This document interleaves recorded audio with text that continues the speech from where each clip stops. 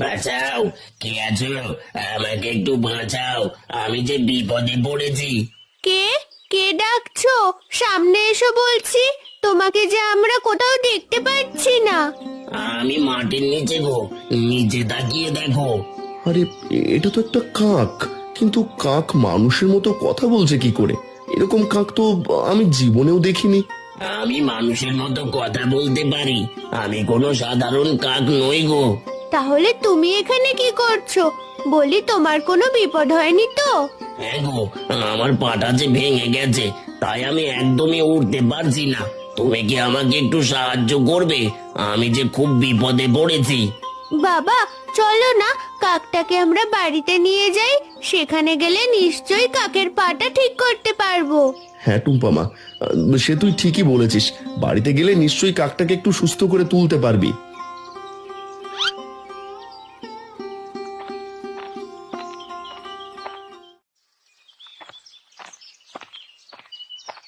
আরে শ্যামলি আর কমলা যে, তা পুকুর থেকে জল নিয়ে ফিরলে বুঝি? হ্যাঁ খুড়ো, পুকুর থেকে জল নিয়ে ফিরলাম, কিন্তু বেশি দিন বুঝি জল নিতে পারবো না। কেন? বেশি দিন নিতে পারবে না কেন? পুকুরের জল কি কমে গেছে নাকি? না না খুড়ো, সে হবে কেন?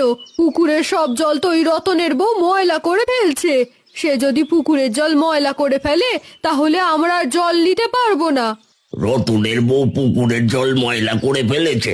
ঠিক আছে, আমি নিজেই তার বিচার করব। তোমরা এবার আসতে পারো। হ্যাঁ খুড়ো, বিচারটা ভালোভাবে করবেন, যাতে রতনের বউ আর কখনোই ওই পুকুরে জল নিতে না পারে। আচ্ছা, সে আমি দেখছি। তোমরা এবার এসো।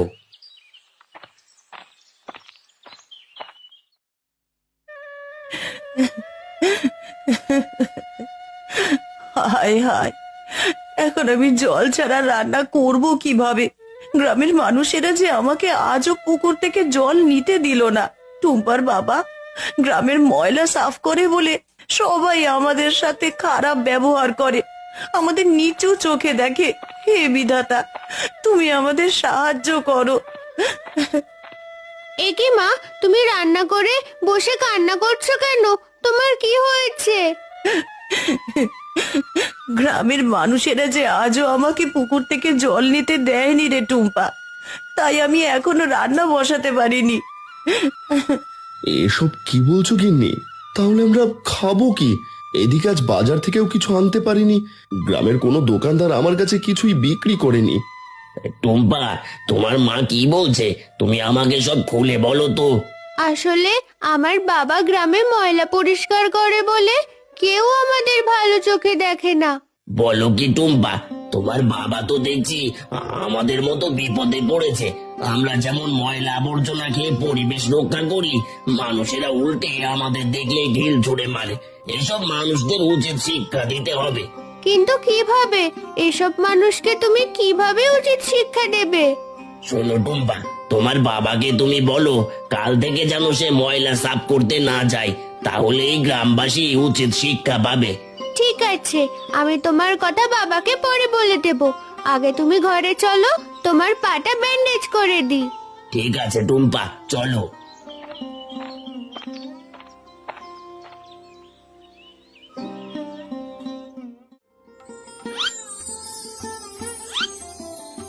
তোমাকে অনেক ধন্যবাদ টুম্পা, তুমি আমার খুব বড় উপকার করলে। আর তোমার এই ঋণ আমি কোনোদিনও ভুলবো না। এভাবে বলো না কাক, তুমি তো আমাদের কত উপকার করো, তাই না? তোমার জন্য তো এটুকু করতেই পারি। তুমি অনেক ভালো টুম্পা। তোমার মতো যদি গ্রামের সব মানুষগুলো হতো, তাহলে গ্রামটা কতই না সুন্দর হতো। কিন্তু গ্রামের সবাই তো খুবই খারাপ। তুমি ওদের কোনো কাজে কষ্ট পেও না, দেখো ওরা একদিন নিজেদের ভুল বুঝতে পারবে। হ্যাঁ, তাই যেন হয় টুম্পা। চলো এবার বাবাকে তোমার কথাটা বলে আসি, বাবা যেন কাল থেকে ময়লা পরিষ্কার করতে না যায়।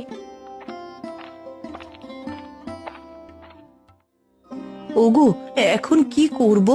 ঘরে যে খাওয়ার মতন কিচ্ছুটি নেই। আমি তো বাজারে গিয়েছিলাম গিন্নি, কিন্তু বাজারে কেউ যে আমার কাছে কোনো সদাই বিক্রি করেনি। হ্যাঁ গো, এদিকে পুকুর থেকে আমাকে যে একটু জলও কেউ নিতে দেয়নি, তাই ভাতটুকুও তো রান্না করতে পারিনি। কিরে টুম্পা মা, কাকটাকে ভালো মতো ব্যান্ডেজ করে দিয়েছিস তো? হ্যাঁ বাবা, ভালো করেই ব্যান্ডেজ করে দিয়েছি। আর শোনো, কাল থেকে তুমি আর ময়লা পরিষ্কার করতে যাবে না। এসব তুই কি বলছিস? ময়লা পরিষ্কার না করলে যে গ্রামে দুর্গন্ধে ভরে যাবে। সেটাই হোক বাবা, তাহলে গ্রামবাসী আমাদের বুঝতে পারবে। ওগো, এসব তুমি বাদ দিয়ে খাবারের একটা ব্যবস্থা করো। খালি পেটে গ্রামবাসীর সাথে আমরা যে পারবো না। টুম্পা, তোমরা কে কি খাবে আমাকে বলো, আমি তোমাদের খাবারের ব্যবস্থা করে দিচ্ছি। তুমি কিভাবে খাবারের ব্যবস্থা করবে?